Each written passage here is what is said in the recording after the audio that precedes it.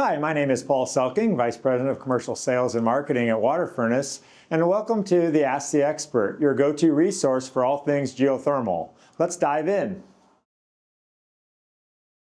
Can you explain how the geothermal incentives have impacted the cost of geothermal installation for commercial projects?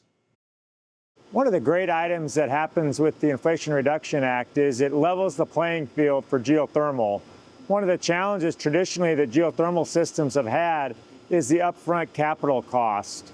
The operating costs have always been the lowest in the industry when utilizing geothermal heat pumps, but the upfront capital costs in some cases provided a little bit of an obstacle or a barrier. Now with the IRA, users can get 30 to 50% of the entire cost of that geothermal installation, including the equipment, the engineering consulting fees, and all of the construction costs related to that installation of that HVAC system.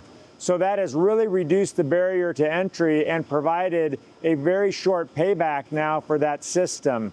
And once that system has payback, it's an ongoing annuity because it's forever providing the lowest operating cost year after year. If you're looking to figure out how to utilize the Inflation Reduction Act for a project that you have or a job site that you're looking to utilize geothermal on, we have a great item on our website, and that is this brochure. It will walk you through all of the features and benefits to utilize this Inflation Reduction Act, but it will also show you the budget model, giving you the payback, and also showing you some other items that can be applied to your project outside of the Inflation Reduction Act for retrofit also.